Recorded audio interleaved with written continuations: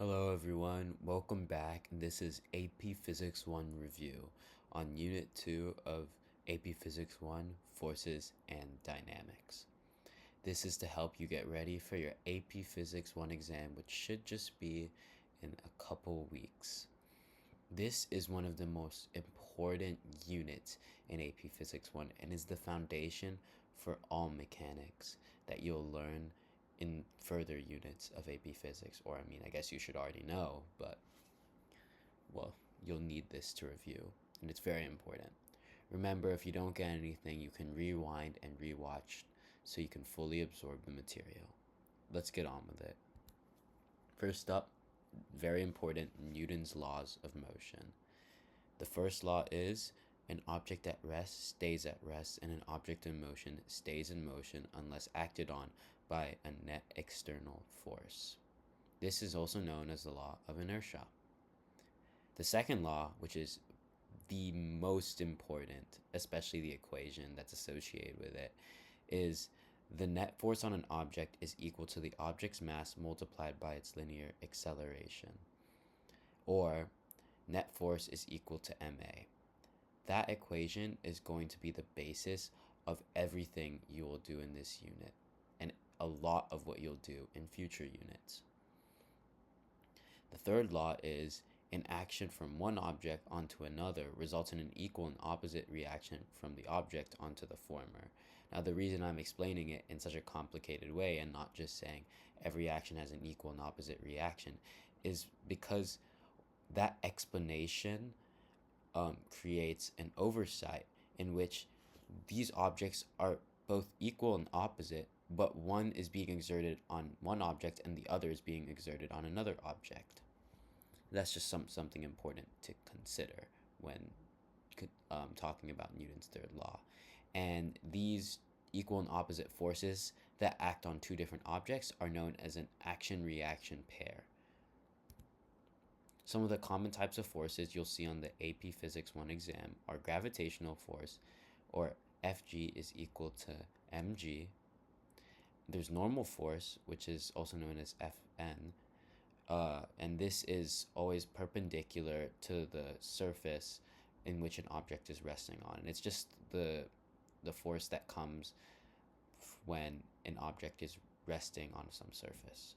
Then there's tension force, which comes from any ropes or strings. So if you ever see a rope or a string in a problem in a diagram, you'll automatically know there's tension force. These can only pull. Then there's static or kinetic friction, known as FF, which is equal to mu k or mu s being the coefficients of kinetic or static friction respectively, multiplied by the normal force. And then there's just general applied force, which usually is just denoted by the letter F, or FA. Now let's move on to free body diagrams. These are essential for helping you solve problems by helping you understand what's really going on in the problem, because it allows you to visualize the forces acting on an object.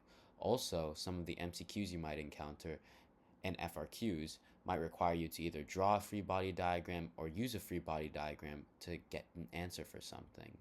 Now, usually, not in this image, you should usually draw a free body diagram with a dot representing the object and then arrows, or which are vectors, representing the forces.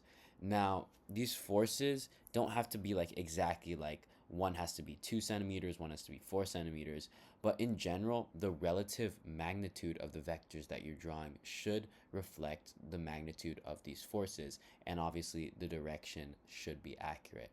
And always make sure to draw the force itself and don't break it up into components. It's very important. Now, let's get on to a general solving process for force problems.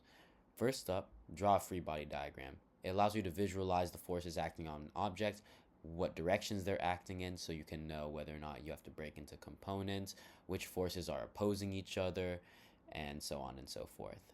Then, choose which directions will be your x and your y axes. After that, once you know, you can easily break the forces into components. So for example, if you're on an inclined plane, you would have to break the force of gravity into both x and y components to be able to solve for different things. After that, apply Newton's second law, where net force is equal to mass times acceleration to all the objects in the system, or maybe just one if there's only one object in the system.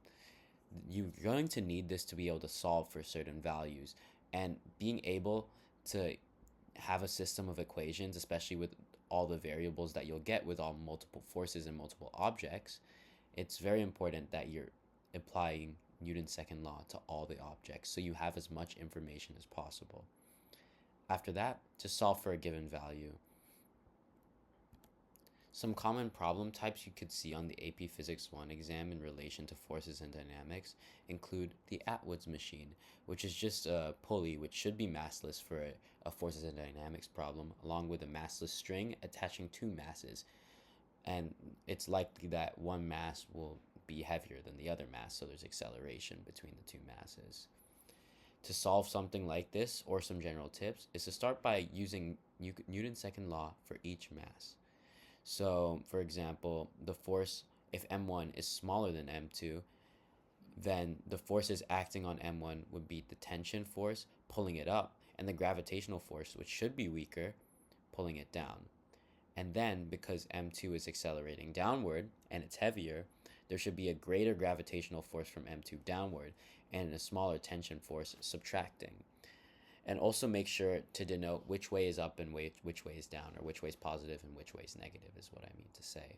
After that, just get an expression for the tension or acceleration of one of the two masses by eliminating one of the variables in your system of equations, either by just subtracting or adding them, or getting an expression for one and substituting it into the other equation.